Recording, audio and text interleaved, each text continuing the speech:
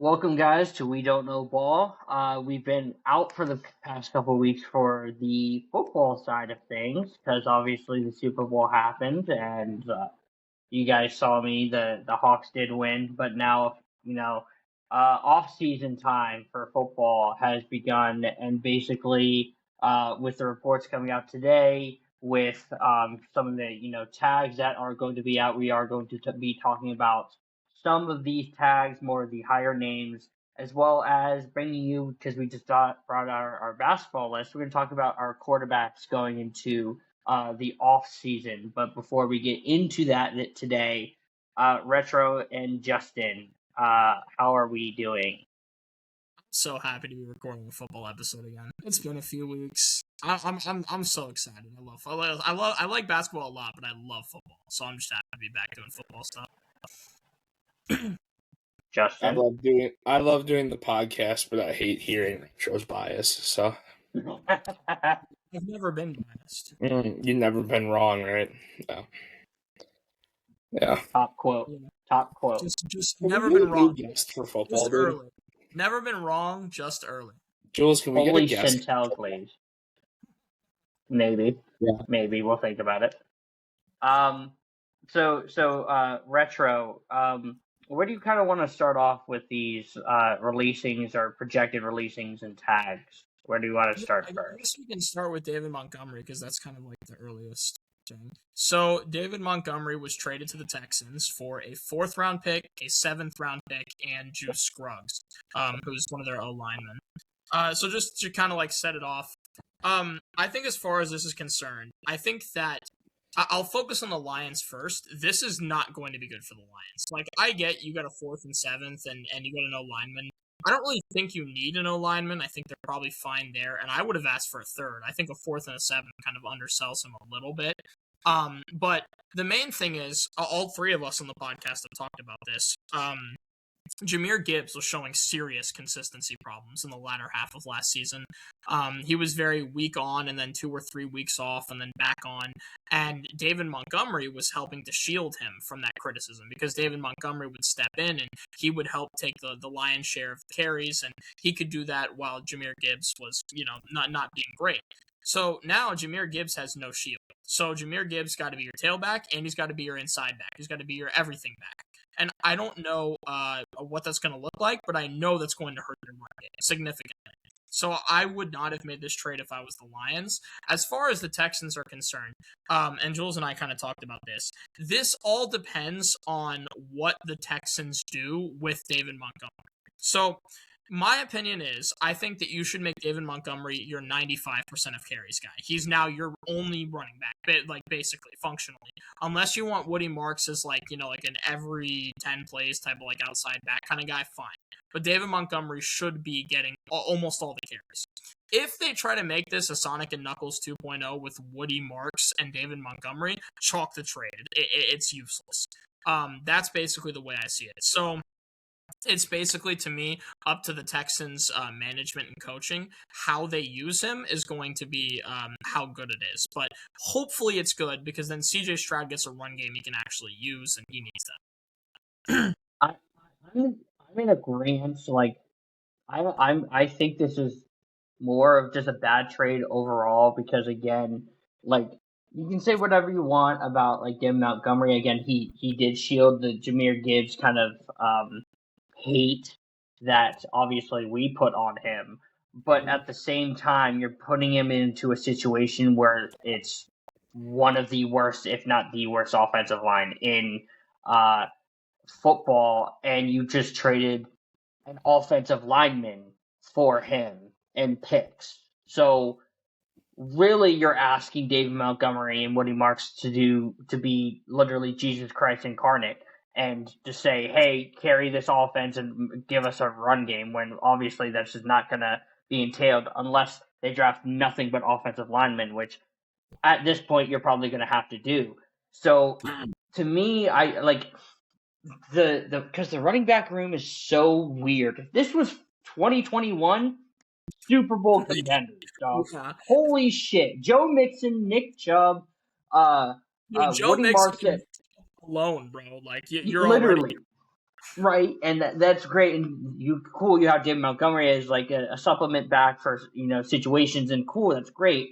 But now they're basically, I would argue, a lot of them are out of their prime, and I think David Montgomery is at the tail end of his, and Woody Marks is about to start, which is cool. But this entails as them being a committee kind of running back group, which like a lot of teams are leaning into, and I think this is what it's going to end up being, and I don't see this being the greatest positive for them because they just seem to have a history of trading for running backs who are out of their prime and just kind of dealing with it. Like, I've had questions about this GM and the ownership for a long time, and this is another entailing of just I think a bad trade. So if I were to grade this, probably this is a C on both sides because Detroit, I think, doesn't get anything of value out of this. And Houston, it's really about situation, about how they're going to use David Montgomery. But I feel like it's going to be a running back by committee. I don't know. I just don't like this trade overall. Real quick, Justin. I was gonna say before because I didn't know we were doing grades. As far as if I had to give this a grade, I'd probably give it a D for the Lions. Just because the only reason why I'm not giving it an F is because of draft compensation, because that's fine. But you really gained nothing out of it, and you lost like one of the like literally like the half of your running back room. So I'd probably give it a D for them. For the Texans, I would give it an optimistic B minus. I would say, listen, it's a just do what you should do. You need to cut a couple. You might need to cut a couple of those guys in that running back room, and by that I mean the old guys. You might need to let them go. It might be time to let that fish go. Okay, if you're gonna do a committee thing, at least make it half and half so David Montgomery gets his carries. So I would probably say like a B minus for the Texans. Just curious. They're still keeping Nick Chubb as of right now, right? As far as we know. So I don't think anybody's figured this out yet, but this leaves Woody on the outside looking in. This is the worst thing that could happen for a young running back who showed promise going forward. He's going to get hurt on this by much because running back by committee, this is going to be like 70-30 with Montgomery and Chubb. This is not going to do anything for Woody Marks unless they're thinking about moving Chubb still in this offseason that they want to, like you guys said, make Montgomery the bell cow and let him do everything like he should have been. This to me is a terrible trade on both sides for the simple fact that you lost Jahmyr Gibbs' crutch, not crush. You lost his crutch. Crush, yes, crush. No, crush. I mean, that's kind of how it's. I mean, the social media posts, it felt like you lost. I was gonna say the Sonic. I was gonna say like literally, like this is like see you again, Charlie Puth, Wiz Khalifa playing in the background type shit. But yeah, this man, Lions are in a lot of trouble, dude. I mean, as another guy on this panel whose team won the Super Bowl, he knows what running back by committee really looks like, especially when the Super Bowl MVP got carried by the other guy the entire season. So it's just one of those situations where Montgomery did all the work and Gibbs gets to look good because of either punching in a 3-yard or getting a drop off where he can run. Gibbs is supposed to be the skill speed guy, and that's, I think, what the holes in his game are. He can't bell cow right now, and this is really, really going to hurt the Lions. So, however Retro wants to say I would give it an F, it is an F. You just lost the backbone to your offense with your quarterback struggling and your running back showing holes. Sure, you have Amon-Ra St. Brown, but if your guy can't consistently throw him the ball and Gibbs goes for under 90 total yards from the line of scrimmage in a game, who the fuck is going to bail his ass out? On the Texans side of things, I'm a little bit more optimistic than you guys are. The Texans, for me, are going to get a B in this because Woody Marks could easily sophomore slump, and the way CJ is playing, they need someone to bolster their offense. They need somebody to bell cow. They need somebody to be able to go out and run and carry when CJ can't do his thing. This, to me, is just the stupidest thing that the Lions could fucking do when your division is the best it's been in a long time. So you guys may have, and I mean may have, just secured yourself fourth place behind the Vikings with this trade, which is insane to say, but man. And you know, like I think that it's a really good point you bring up, because I think when you're the Lions and you have a team as well built as their team is already, at this current moment, what you do is you hold your pieces, all your pieces that you have, make sure everybody's signed to contracts, and then you get rookies from the draft, and hopefully they do well. But if they don't, you have your team; they're solidified. You don't need to move pieces just to move pieces. This kind of just felt random. And that's the thing for me is, like, we all know how hurt the Lions defense was last year. So the Lions defense this year gets back to form. That's fine. They have everybody back off injuries. No one significant really is going to be injured going into the season, barring anything happening between now and then. But you literally just crippled your offense. Because if Gibbs doesn't pan out, they better go find somebody that can help him out. I mean, it's not a good situation in Detroit. We're seeing things happen that shouldn't happen. And for a team that was threatening to win a Super Bowl or was a Super Bowl favorite at one point, this move is just confusing, to say the least. To move into, I don't want to take your thunder, Retro, but I just got an idea.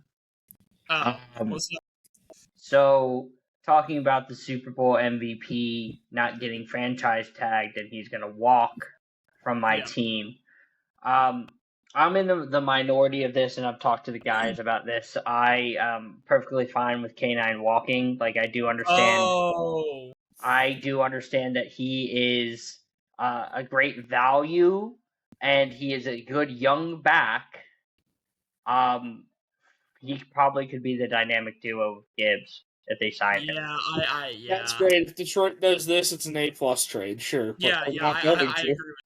Yeah, because your team's gonna sign him your team's gonna sign him. Your team's still gonna sign him. They're not tagging him. Doesn't mean they're not gonna extend him. I don't think we're gonna sign him because all that money is going to JSN and Devin Witherspoon. Then honestly, like, landing spots for him, for me personally, I mean, I would say Detroit. No, I honestly have a better landing spot, and nobody's going to hear me out on it. Nobody's going to want to hear it. He's going to go tandem with Bucky in Tampa Bay. I wouldn't hate it. My only problem is that I think the Buccaneers want him to be the only person with the ball in there, right? Like 100%. If he's shown that he's not going to be healthy. And they also have Rachaad White, and Rachaad White is like their other kind of like Rachaad White, the guy who's been backing people up for years now. Who cares? Yeah, well, and I guess I think that's what works for that. I don't mind it. My thing I just don't get is the only thing I don't understand on the Houston side of things is we know what running back shelf life is nowadays. Like it is 7 to 9 years, and that's if you're good enough to be there. Montgomery just finished his 7th year. This is year 8. So I don't get it. I mean, unless you're Derrick Henry and you just are better than Father Time. Yeah, well, Derrick Henry seems to just look healthier and younger every year, which is terrible. Yeah. But so as far as K9 is concerned, we'll go ahead and move into that a little bit. So we talked about him not being tagged. Just to kind of give my take on it, I think that actually tagging him would have been the best thing Seattle could have done. I think that if you don't want to commit to him and you're not sure how you feel about him, I think giving him a 1-year tag is the best way in order to test that and see, okay, well, maybe this year we get him more incorporated, even more than we did last year with Charbonnet. If we give him the lion's share of carries, can he handle that? I think that would be a thing that I might look into if I was Seattle. But now that they haven't tagged him, I do think he's leaving. I think potential landing spots, you want to go to a team with a huge cap who really needs a physical running back, and obviously K9's going to want to go to a team that's pretty decent. I think Washington is a very good landing spot for him. I think it's very possible. You've got a great young supporting cast, and then you also have tons of cap room. He would fit really well with Bill. If you want to make a dynamic duo of an outside back and an inside back, and it's even if you you don't want it to happen, it's definitely a perfect matchup.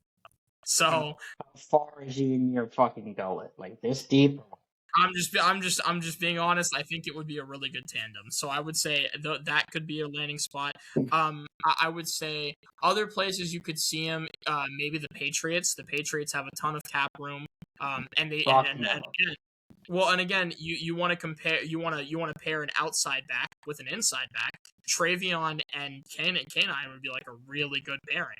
So you Fuck could run no. well. Anyways, But for you guys to pose the open question, if he does leave, where do you guys think? Where else might he go? I can't Detroit, answer that thank you. because I can't answer that because my co-host might actually lose his mind.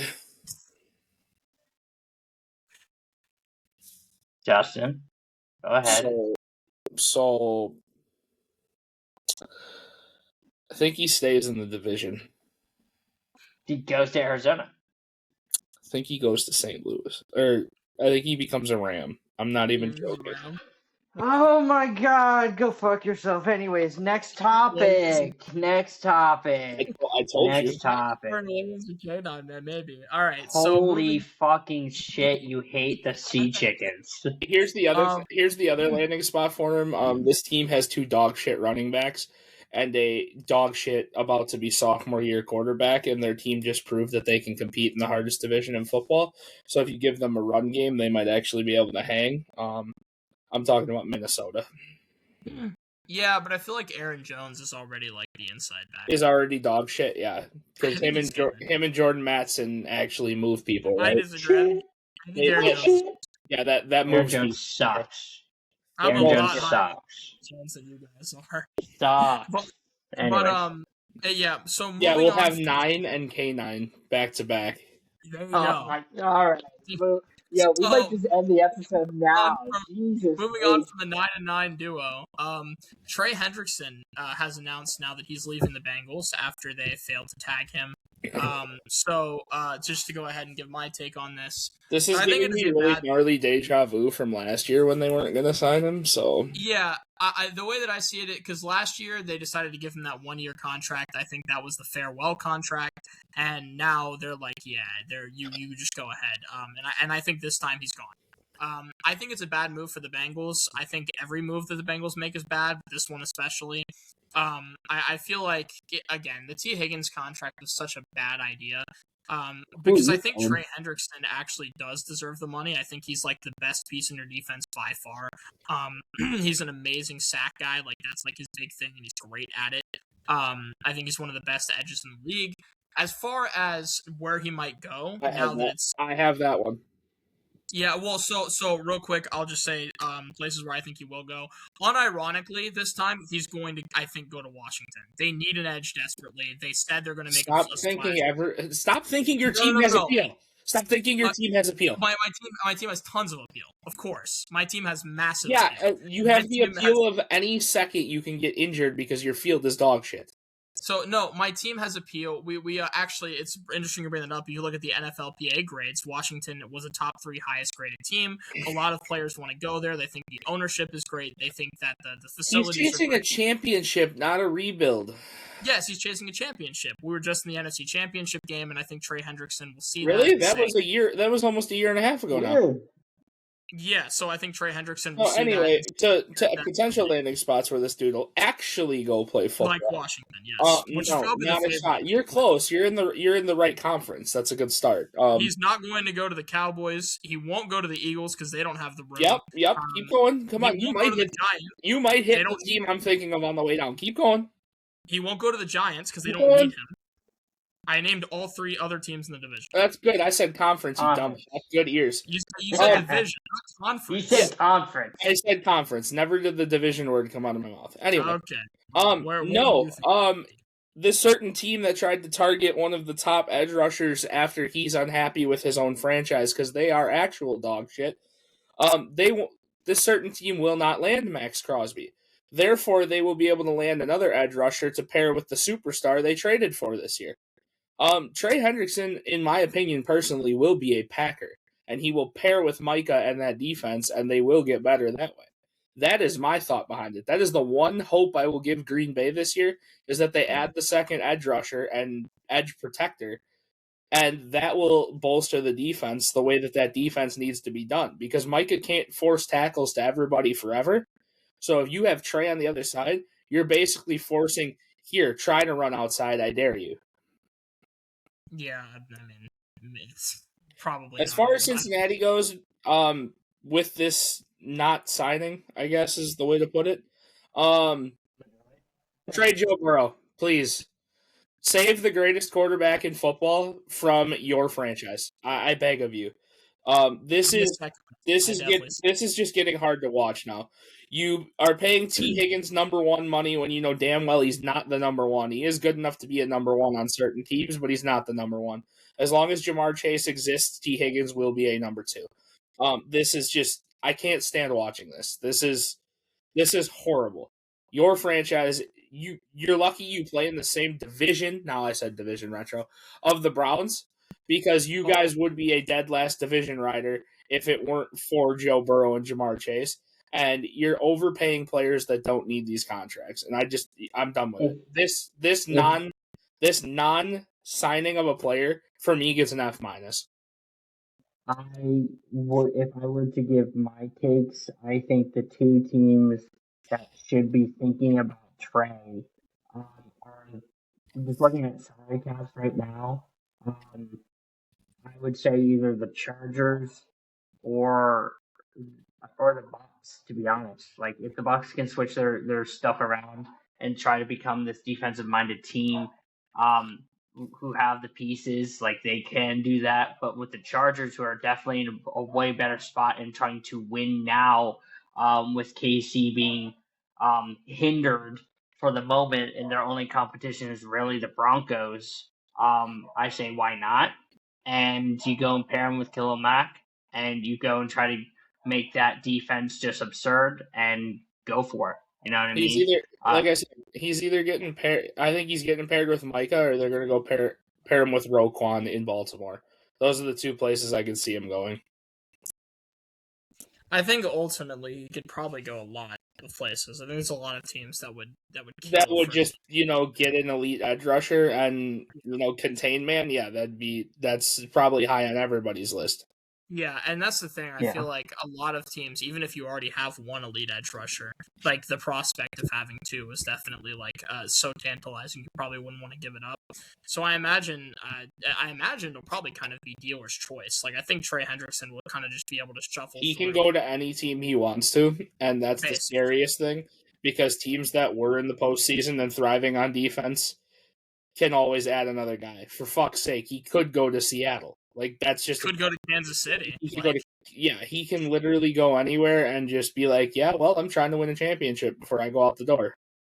And and then that is scary. Ladies and gentlemen, Kevin Durant. Like literally what's trying to happen here. So moving on from that, we have Daniel Jones. So Daniel Jones got transition tagged. So this is the first time that has been used for 30 years. I wish we talked about this before K9 because this should have been the option for K9. Well, so and that's definitely fair. So just for the audience that don't know what transition tagging is, basically what it means is you pay $6 million less than a franchise tag, and in doing so, he is allowed to be open to other teams' offers, but the Colts get the opportunity to match that offer, and as long as they match it, they keep him. So basically, a restricted free agent. So as far as this is concerned, I think, like, I get the idea of using the transition tag, but I would have still used the franchise tag. If I'm the Colts, right, I'm saying last season we started out, like, amazing. Until he got hurt, we were doing really, really good. I want that for one more year, for sure. I want to test those waters. I don't want it to be like, transition tag, so, another team might come pick it. I would want to make sure. An extra $6 million is not going to kill you, bro. It's one season. Like, I think that it's something that I would have done with a franchise tag. That being said, it is a good idea that they at the very least tagged him. I think it's a good thing. It also shows the Colts are not committed to him. I think the Colts are being very cautious. They saw what happened with the Giants. They don't want to go through that themselves. And so they're saying, hey, listen, this next year is a trial year for you, okay? We're going to see if you can do what you did last season. You recreate that, like, Daniel Jones, Indiana Jones magic that you did, then, we might consider you signing you to a longer-term contract. So to grade this transition tag, I'm going to say a B+, only because it's not a franchise tag. If it was a franchise tag, it'd be an A for me. Go ahead, Jules. Yeah, sorry, Justin. I strongly disagree because looking at the salary, I understand the reason why they actually transition tagged him because they're 4 mil over, and with this transition tag, they get over 6 mil. So it's basically saying we're going to hold you here, and if anybody gives you anything of substantial money, you're leaving. And why I think they're doing that is because basically they're going to see how much he is in value. And I do believe, trying to look into it, that they will get conditional picks if they end up like losing him. So this is a smart decision for the Colts. Of if he does walk, they're getting something out of it, at least at bare minimum. Like you're having to pay that 6 mil, which is cool, but if he does leave, if they get picks from it, it's like, okay, we're basically trading you for fucking picks, but we're just having to pay money out of it, which at the end of the day, okay, cool. Obviously, this puts it in the situation is Anthony Richardson actually going to get traded or not? There's multi layers into this for sure. But for me, it's basically like Retro said, they're non-committal to him, so they're basically saying if you want to walk, you can, but we're going to see what the value is. And if that value is high, we're going to get picks from you.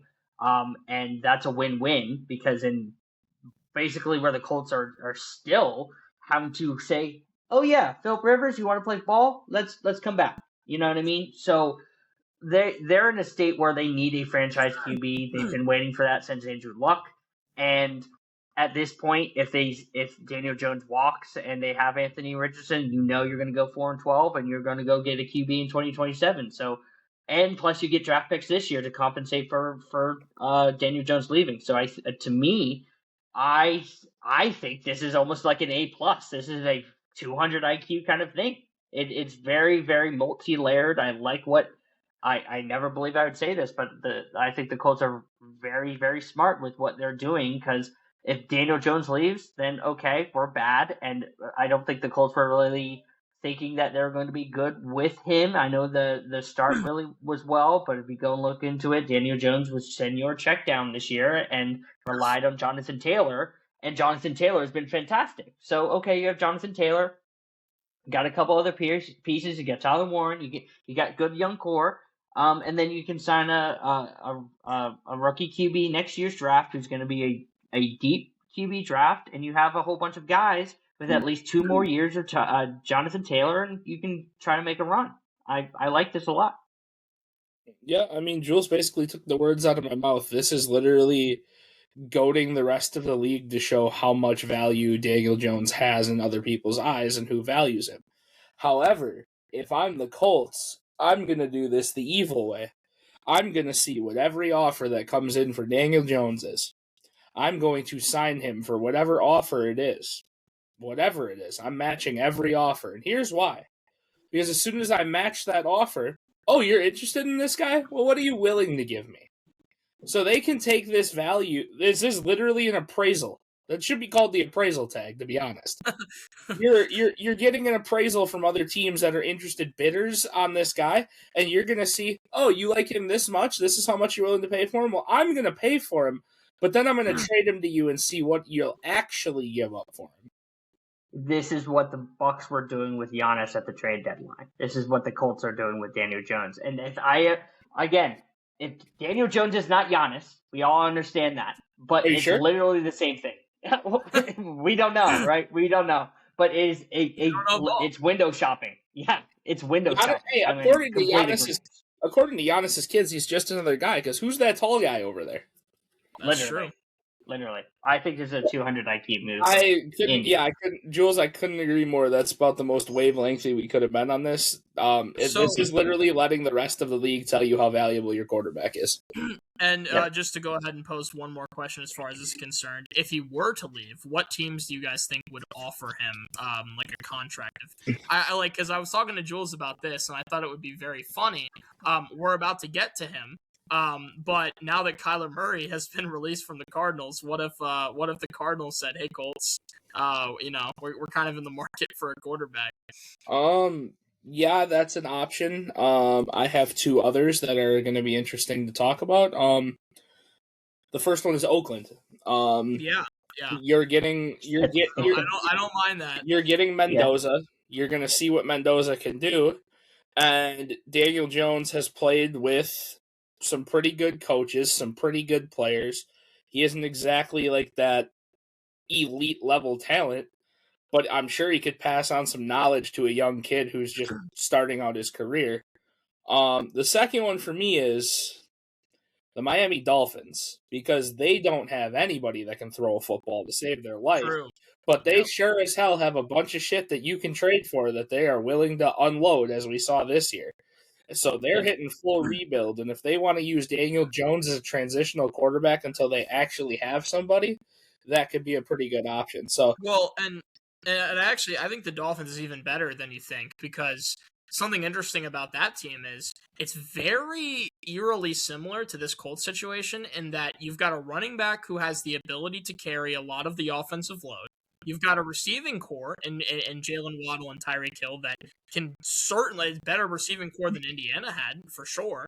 So you're looking at this and you're kind of like, it's not that bad. Like, if Daniel Jones can come in here and just be decent, like he was on the Colts, and then everybody, like the star players, can do their thing.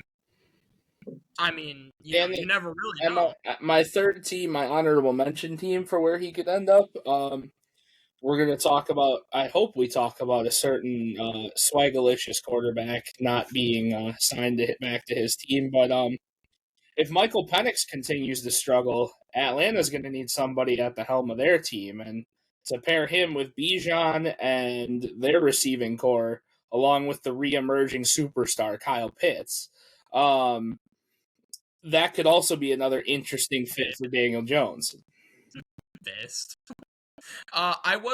We weren't actually going to touch on Kirk, but if you guys want to touch on Kirk, we can touch on him real quick before we get to the Kirk is owed. Kirk is owed. This man is a journeyman quarterback who's been good, not great, everywhere he's went. Kirk deserves more respect than just being released by a dog shit franchise that is. I love you, Kirk Cousins, my glorious king. I love you, Kirk. So you weren't supposed to be good, and you ended up being RG3's replacement. So, thank you. It wouldn't take much to fill RG3's shoes. So, okay. Kirk, you did it. Oh, okay. Dude, RG3 is like the. Oh my god. You don't even the comparison's already there. He's the Derrick Rose of the NFL. RG3 is the Derrick Rose of Brandon Roy's. Oh dear God. Anyway, we're moving on. He's the Derrick Rose of Derrick Rose. He is the Derrick Rose of the NFL. I'm sorry. Where's RG3's MVP? Dear God, he is a Rookie of the Year, I guess. Moving on. I was going to say. Go ahead. Because I have put my teams. The three teams that I have, if he does go somewhere, specifically Daniel Jones, not Kirko fucking Chains, don't care about it. Don't give a fuck about it. That's just rude. I don't care. You said RG3 was the Derrick Rose of Brandon Roy. Yeah, I said the Raiders off screen. I think that's probably number one because he can at least gauge Mendoza once they draft him. Two other shitter teams, the Jets and the Titans. That's literally it. You're going to go have Daniel Jones replace God at quarterback? God got fucking released. I don't know how you can do that. That's against the Bible. That's against the Bible. Justin Fields back to the Steelers. I need it. Moving on swiftly, I was going to say to the elephant in the room. DeAndre Swiftly? The elephant in the room is probably literally characterization. But Kyler Murray was released today. He's baby Jesus. You're right. He was released today by the Arizona Cardinals. So just my quick thoughts on this. It's obviously an A+ decision from the Cardinals. This should have happened a long time ago. I'm glad they finally did it, though. They're saving cap space, and Kyler Murray's bad at football. I think it is a crazy,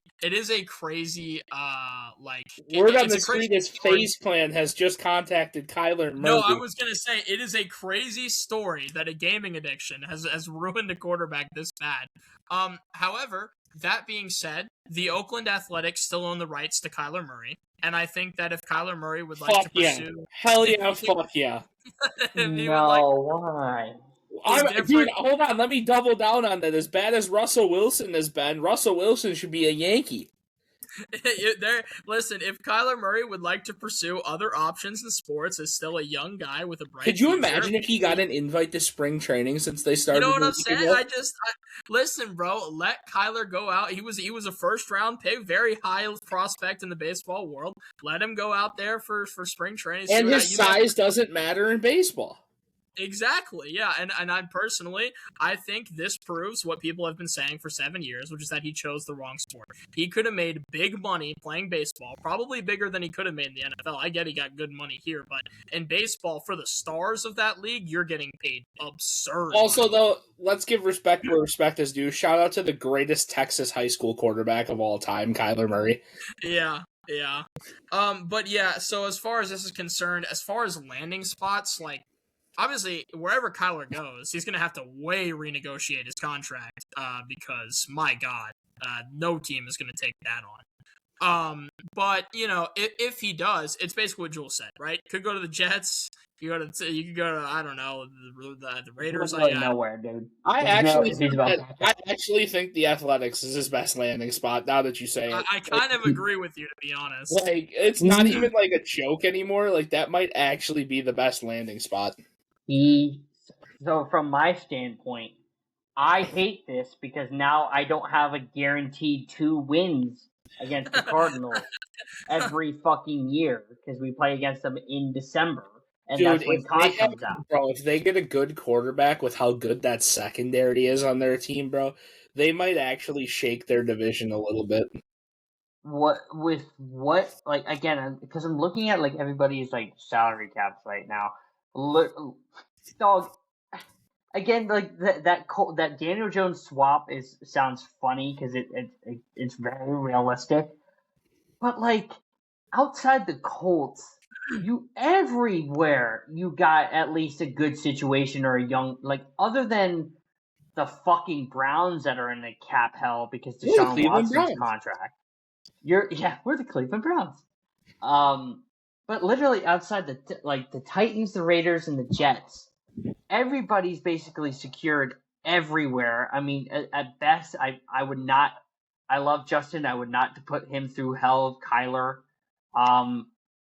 That's the next best landing spot. No offense, but everywhere else is basically sat. Like, everybody's got their guys. I guess Miami. Justin Fields back. And yes, we as me, I know you want God back. Justin Fields back. You say God. I want Justin Fields back. God. Anyways. I want Justin Fields back. And as far as Kyler Murray is concerned, I will say, feel for the guy because he posted on Twitter a thing today where he said that he apologized for failing the Cardinals organization, and he said he wanted to end the drought. He wasn't able to. Felt bad for that. So that is tough. But yeah, I mean, it was apology. Yeah, honestly, dude, it was just never going to work. And to be honest, I don't know if I really buy, like, the bullshit apology because you literally refused to watch tape and they had to put a homework clause in your contract. So did you ever really care that much about football? I don't know. But that being said, that's all of the guys I think we wanted to touch on in free agency. So that brings us to the big part of the episode, which is all of us sharing our top 10 quarterback lists. So, that being said... I'm going to be honest with you. I'm going to be 100% honest with you. I had my top 5 done in about 3 minutes. Yeah. 6 through 10 took me about 2 hours. Yeah, well, so that being said, I guess I will lead off with my number 10, which is already going to be controversial against... There's going to be a lot of people mad at me for this. Number 10, I have Jalen Hurts. So I'll just go ahead. I'll start for the people that say he's too high. I would just remind people that great game managers do well in this league. We will talk about another game manager have on this list higher up. He's a Super Bowl MVP. If anything in the playoffs, he has always been consistent. In the Super Bowl, he is a massive Super Bowl riser. Jalen Hurts to me is a guy that as a game manager, I can trust. That being said, I used to have him in my top 5 because of how much I trusted him. This season has knocked him 5 spots for me. This year was atrocious. It was a tragedy. It was awful. If he has another season like this, he is probably going to drop out of my top 10. So that's why I have him as high as I do, right? Because there's a lot of people that say he should be lower, and that's also why I don't have him higher. That's my reasoning for Jalen Hurts. I'm glad I can go next because he didn't crack my list, so he made the honorable mention, and Fair. that can piss some people off. At number 10, I have Jordan Love. It's for me, Jordan Love is this low, and people will have him higher, people will have him lower. Devin Schultz, when you watch this episode, because you love to dick ride our football content, he's not as elite as you think he is. He's just really good during Toyotathon. Outside of Toyotathon, this man can't throw a football within 5 yards of his receiver. And this year, he wasn't even good during Toyotathon. Yeah, this year he wasn't even good during Toyotathon, which is insane. He got beat by the NFL equivalent of Karl Anthony Towns twice. So, yeah. I just, like I said, there's not a lot of faith in this guy for me. I don't understand it. As soon as Green Bay realizes this guy's more like Brett Favre than Aaron Rodgers, and they stop trying to make him Aaron Rodgers, I think he'll start to thrive. But Jordan Love's game is not based around checkdowns and 3-yard throws and dump offs to running backs. Jordan Love needs to be able to fail. He has an elite arm talent with elite arm power. You have to let him take these shots down the field. You have to let him do it. You have a bunch of young receivers that have good route trees that can open him up to do this. You just have to scheme him correctly, and I think he could be higher on this list. Again, I don't have Jordan Love here. He was my honorable mention. I do have him at 12. And then your guy, Justin, at number 11. Senior, I like to paint my nails at number 11. I have my QB. Well. I have my QB here at 10 at Sam Darnold. And why I have him here at 10, and a lot of people will push it's the Eagles fans, right? With the Jalen Hurts winning Super Bowl MVP. Obviously, Sam Darnold didn't win Super Bowl MVP. That was K9. But he answered a lot of questions, proved a lot of people wrong. But he didn't have a good regular season, right? He led the league in turnovers. There were spots where he still looked questionable, and we heavily relied on the run this year because we had Zach Charbonnet and K9. But with that, he was able to process and able to basically outduel a lot of these better QBs because of the offensive scheme of Clint Kubiak and what he was able to do once those first 7 weeks. I keep talking about it. You guys know me with I guess you like to call him Ekra now with JSN. And then that kind of fell off, and they had to change their identity. But that was because of Sam Darnold. And Sam Darnold, I get like Retro said, there's times where game managers are cool, game managers have value, and Sam Darnold had value getting into the playoffs, not turning over the ball. I think it was the first time in NFL history if a team hasn't done that. And he was at the helm of that. And I commend him for doing that, but I don't think, me personally, I can't get him anything outside up over than 10 because I think there's just 9 guys back, point blank period. But that's just that's definitely fair. For number 9, I struggled so much putting him on this list. I have Justin Herbert. I swear to goodness, Justin Herbert is so physically gifted, and he's had great regular seasons. He's so confusing. His playoffs are just not good, and I feel like it gets to a point where it's just almost impossible to ignore. I'm willing to give him the benefit of the doubt because he's not a super young guy, but he still is kind of young, and I'm willing to kind of give him the benefit of the doubt still a little bit because of how absurd he is in terms of all of his qualities and things that make him great. But my God, if Jalen Hurts has another really solid season, and another guy can come up out of the woodwork, maybe like a Mendoza or so, Justin Herbert's in danger of falling out of my top 10.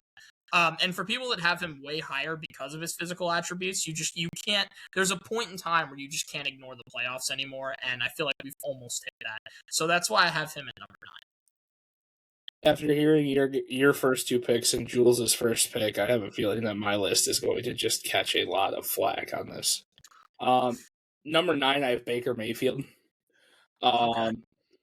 Baker Mayfield at one point this year was the MVP, threw the MVP conversation out the window due to his receiving core being injured, his running back being injured, and then himself getting injured.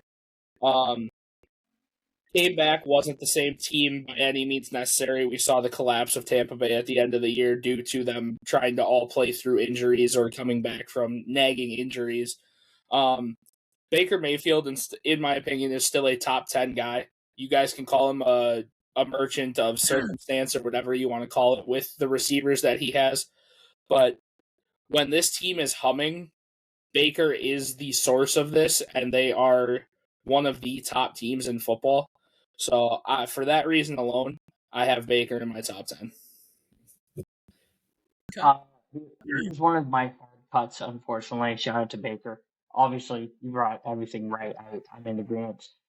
This guy gets flack from us and from a lot of guys because I do believe what we say is true. He is a system guy, but when it comes down to being down in games and having to like will his way for literally no reason at all, he ends up being prevailing. And actually, if he didn't get hurt, he probably should have been the Kiwi that we faced in the Super Bowl. This is where I have Bo Nix. And Bo Nix has definitely fed into the system QB merchant, the Sean Payton merchant type of deal. But there is a time where somebody on that offense has to show up, and it wasn't Jared Stidham in the offs. It was Bo Nix. Bo Nix outdueled Josh Allen to get to that AFC Championship, and there were a reason why they had a winning record. And you can, give that to the defense, and that's completely fine. And Bo Nix had his inconsistencies, and I do think he's a game manager, but I saw good strides from him this year, and Sean Payton helped him to do that. I just think they just need better weapons overall because I think everything's mid. But I think Bo Nix is trending in the right direction for me. So that's why I have him. That's fair. Yeah, I think I had Bo Nix at like 11. He just barely missed out for me. So my number 8, I have Sam Darnold. So as far as this is concerned, I said before system quarterbacks can make it in this league. Sam Darnold, to me, is the best system quarterback in the league. That's why I have him this high up on the list. And this is the highest that you'll see any other system type of guy. But that being said, he's a Super Bowl champion. Last season showed me that he had the ability to play in the regular season. That wasn't in doubt. But then the last 2 games of the year, when he plays against the Lions for the division, and then when he plays in the wild card game, I'm just like, what? Like, what am I watching? And it was terrible. So coming into this year, I said, okay, well, he's already shown me he can do the regular season stuff, but I guess he just sees ghosts in the playoffs. And if that's the case, then I can't really put him very high. And this year, he proved those narratives wrong. He takes the Seahawks. He plays well in all of those playoff games. He does the necessary requirements in order to win. I'm not saying he's outstanding, but he does what he needs to as a game manager. And as a game manager, he is good enough to win the Super Bowl. He's shown me he can do it in the regular season. He's shown me he can do it in the playoffs. He's very smart, clearly. He has the ability to read a field very well. I think all of these things that he's shown me, to me, just make him out to be very clearly a solid top 10 level quarterback in the NFL. And that's why I have him at 8. I think that even though he is a Super Bowl champion, even though he is a very good game manager, the 7 guys I have ahead of him, none of them can be classified as game managers. They are all game changers. But I have Darnold at 8. At 8, I have Drake May. There's a lot to prove for this kid still, but I'm not going to deny the arm talent just because of how bad his playoffs were. You can call it a strength of schedule, whatever. Everyone has to play certain teams at some point, but Drake May's ability to lead this team, especially this team, to a Super Bowl. Granted, he did play worse every week leading up to it in the playoffs. It's a learning curve thing. Maybe the nerves got to the kid, maybe this, maybe that. But I'm not going to deny somebody who was basically neck and neck with an MVP situation for a year. And the turnaround that he put this New England team through. You can't tell me that he wasn't a major contributor to this. You can say their schedule was as soft as it was, like I said, but he was a major contributor for this team turning their season around and doing what they did. So for that reason, I have him this high on my list. I'm gonna get some shit because I know how we feel about him. I don't feel good about this guy whatsoever either. Um, this is unfortunately where I have Dak Prescott, and I really believe that this Cowboys team would have probably been like probably 5-13, 5-12 with him off because he single-handedly throughout most of the seasons giving you the Dak Prescott garbage time stuff, which is still cool, but he's leading to a lot of points and he's giving you 28 points, which is basically top 6, I think, in the NFL this year. That's still basically elite. His completion percentage has been rather consistent over the past couple of years at 67%. And the fact that he is in this situation where Jerry Jones just kind of fucking sucks and CD Lamb doesn't know how to catch a fucking football.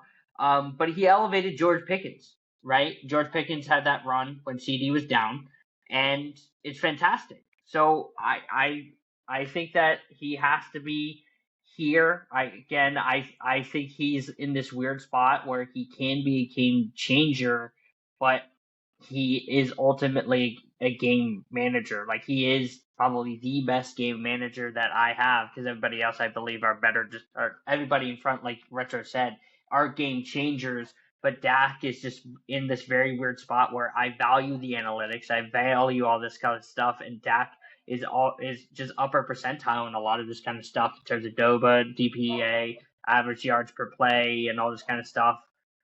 That again is context with garbage time stuff, but I think Dak is here. I think he's still a very very good QB. So I have him at 8. Yeah, definitely fair. So for my number 7, this is where I have Drake May. So obviously Drake May was the runner-up in MVP this year. Was one of the closest MVP races, I think the closest in the past 2 decades. He's phenomenal. Like in every single aspect of his game outside of the playoffs, he is phenomenal. Crazy arm, crazy scrambling, crazy mind, the ability to process things all the time. He's great. Like I said, the only reason why I do not have him higher than I do as of right now is because of that playoff performance. Like, it's just, I don't know. It just didn't move me whatsoever. Unfortunately, and Justin pointed this out, but unfortunately, it felt like every week in those playoffs, he got worse. And it kind of culminated in that Super Bowl game where Seattle just, I mean, that was just very rough. We'll put it that way. And I get Drake May is very young. The team probably should not have been there. Like the team gets there off of Drake May's incredible ability to play. But in the playoffs, it's the defense that goes on a generational run. And I think Drake May is a game changer. I think he's very young. I just think that it's going to take a little more time to smooth all that stuff out, and that's why I have Drake May at Number 7. Jules, we must have been on another wavelength here. Number 7's where I have Dak Prescott. At some point, we're gonna have to stop calling this dude a garbage time merchant because this dude was, in my opinion, the most effective quarterback this year. Just because his defense is certifiable dog shit does not mean we can discredit what he's been doing on his side of the football. Dak has been trying to lead this team in this pathetic excuse of an America's team franchise for a good amount of time now. So I can't let it slide anymore. We're gonna have to start giving Dak his flowers because he has been able to play through some of the worst defenses, and specifically secondaries that couldn't cover the three of us at wideout in a man-to-man situation. So for that, I'm going to have to give Dak all the credit and put him at 7. Yeah, fair. For my 7, I'll keep this short and sweet. Justin Herbert, get out of fucking Chargers land because Jim Harbaugh's doing you no fucking favors. You guys already know how I feel. Justin Herbert can be a top probably 4 guy if he didn't have fucking Jim Harbaugh. So get Jim Harbaugh out. Justin Herbert could have continuously had 5,000 yard seasons. Justin Herbert has everything you need as a QB. He just needs the playoff translation. That's it. Point blank, period. Justin Herbert's number 7 lock. Fair. So going into number 6, for my number 6, I have Jaden Daniels. The thing about him and Drake May is that those two are clearly the best quarterbacks in this draft class. So the question is, what separates the two? The only separation that you can really make is Jaden Daniels is a better playoff performer. We saw that pretty clearly. He has the top 3 playoff ratings in all of his games, better than any of the other quarterbacks in that class. He's just a much better performer at that high level, which is something that I super value, that clutch ability. Even this year, before obviously his team gets hurt and he gets hurt, we saw him decimate a Chargers team that made the playoffs by 17. We saw him outplay Caleb Williams against the Bears. He loses that game by 1, but we see him outplay him in that game. And that's a Bears team that was very solid this year, almost obviously made the NFC Championship game. We see him decimate the Giants. Obviously, Jaden Daniels didn't really take a step back this year. He just had injuries, and his team had injuries. But outside of that, we know everything that he can do. We've seen it all on the field. He was able to go into Ford Field in his rookie year and beat them in the playoffs. He was able to beat the Bucks. He put up a very solid performance against the Avengers Eagles team. He put up a better performance against them than Mahomes did. So as far as Jaden Daniels, I think that the intangibles are very clear about him, and I can't quite put him in my top 5 yet. Just because those top 5 guys I think are kind of solidified. The only one to me that's in danger of falling out is Patrick Mahomes, but outside of that, I think that JD is a solid number 6. Yep, well, I'll keep it short and sweet because unfortunately I have the same player at number 6. JD5, I'm going to keep it short and sweet with you right now. You were injured this year. Your team was injured. That's fine. If you don't come back and play the exact same way you did your rookie year, you will not be in my top 10 next year. That's just what it's going to be. You have probably the biggest proving to do out of any quarterback in football. That's fair. Yeah, because he's got the RG3 reputation on his shoulders. A lot of people are going to make that comparison unless he can prove it. No, because he got to come back to football. That's different. Well, I mean, that's true. Yeah. Jules, can you sheep? Oh my God. I'm fucking about to. Jesus fucking Christ. It's not even funny. For me, specifically, Retro